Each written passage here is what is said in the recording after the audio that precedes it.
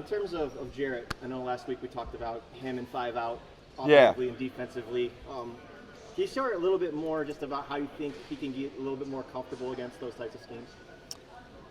Well, put him in those situations. We split him and Evan up today just to, or just in practice, can we get him more alone sometimes and put him in, put him in coverages that force him to, get out there and defend the perimeter. Doing drills where defensive drills where we'll put him in the guard position, so to speak. Just becoming more comfortable. It's not like he can't do it. It's like just be more comfortable in these situations.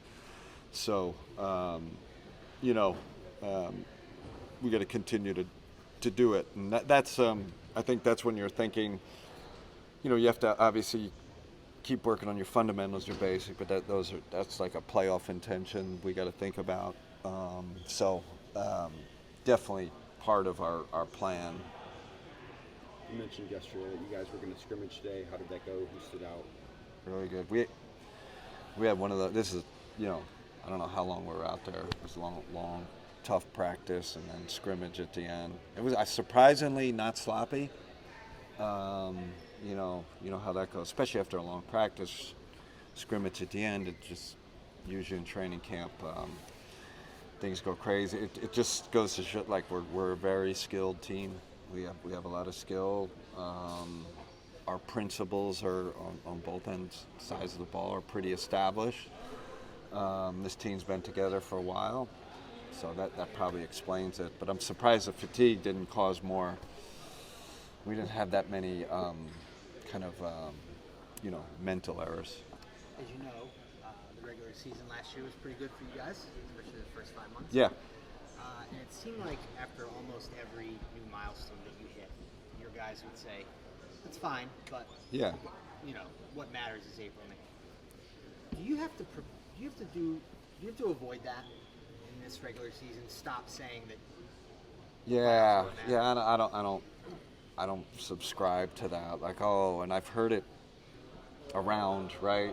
Just around the regular season, just people like, it doesn't work like that. Like, we have to continue to build. The only way you get better at the end is to get better every day and get better every game. So there's not going to be any cruise control or, hey, we're mailing this weekend or this game. It's like, man, we're going to kind of hold them to the same standards, build the same way.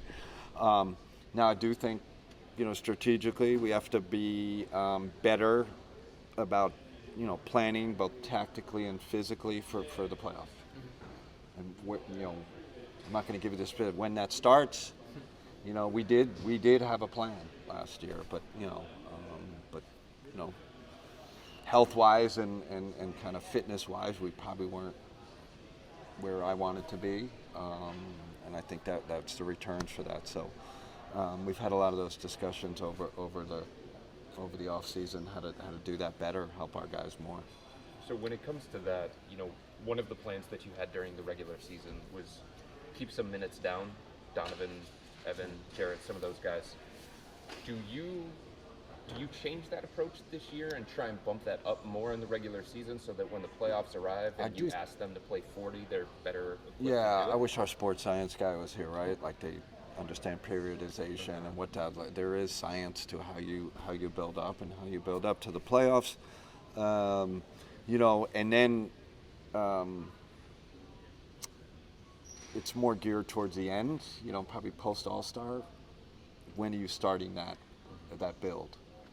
Like, if you start doing it in November, right? And we're going to play Donovan 45 minutes to get ready for June. That doesn't work that way.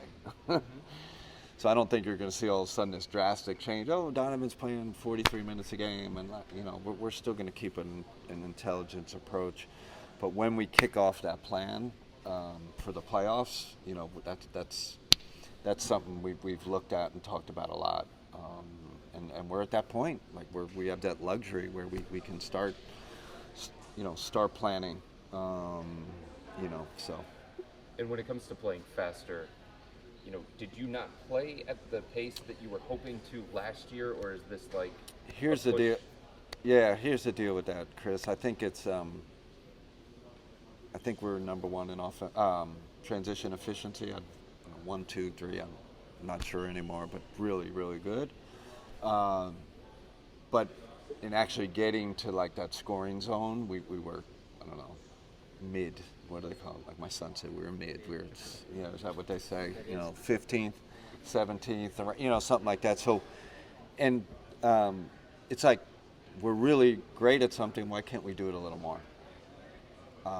Does that mean we're going to go like we want to be first and get into? No, I just think, and then in soccer they call it a build-up. Like our build-up can be better in transition. How we build from the back to get it into that scoring zone, and we were great at it. But probably the consistency wasn't what we were looking for. So that's part of it.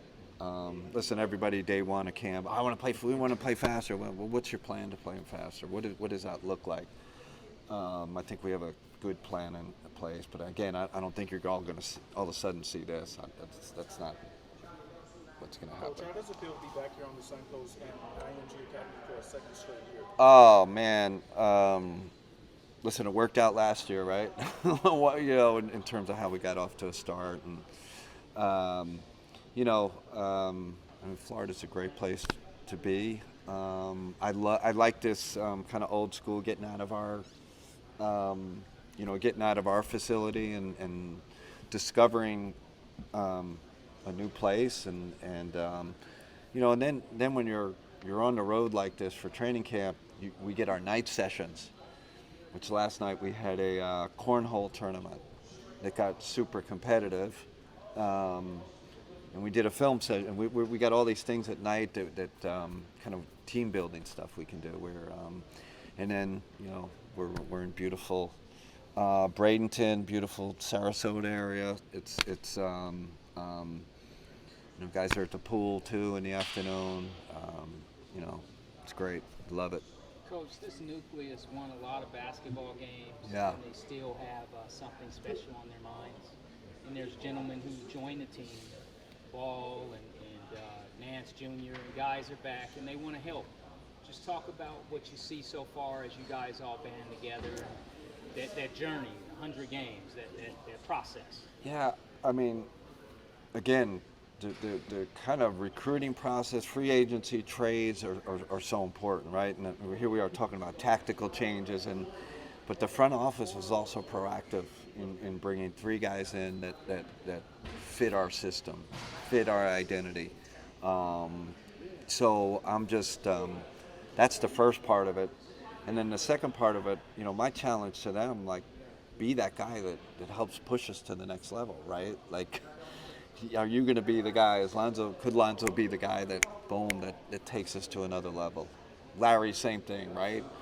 Imagine Larry has this incredible year, which he's very, he was on the way to having a great year last year in Atlanta. And Thomas Bryant, it's like, and he's done some things in this league. He's done some things in the playoffs. Like, is he the guy? So I look at, I don't look at them as bit pieces. I look at guys that can elevate us to get over the hump. I understand it's not just a tactics, it's not just coaching. It's really, at the end of the day, it's personnel. So they've been great, all 3 of them, the first 2 days. Hey, Coach. I'm Charles Yeah. Matthews, a junior here at IMG Academy. Yeah. What similarities do you see in IMG and pro level facilities? I'm jealous that I didn't go to IMG, to be in this environment at your age, and not just a singular sport, but this multi-sport. This is my comparison is like I was in the Olympics last year with Team France. This is like an Olympic village, and you guys are living it. Guys and girls are living this 365. What a brilliant idea. It's on par or better, than a lot of pro and college sports facilities.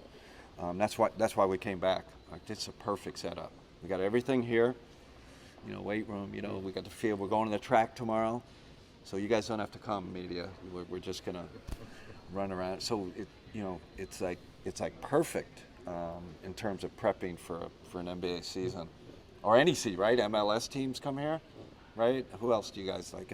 This is the place to be. Last question. Coach, it'll be tough for Tyrese to crack the rotation as a rookie, but what are your expectations for him? I wouldn't. How should I say? I wouldn't sleep on. I wouldn't. Any time with a young player, you're like, man, he's going to spend a lot of time in the G League. He's going to push us to make decisions. The question with Tyrese right now is he going to be able to handle physicality? It's not. His skill level's high enough. Compete level's high enough. Is he? This year's probably going to be a year where he's really got to build his body. But one of the vets said to me today, he's like, Tyrese, he looks like he belongs. And a lot of times with rookies, you're like, do they really belong right now? It feels like he belongs.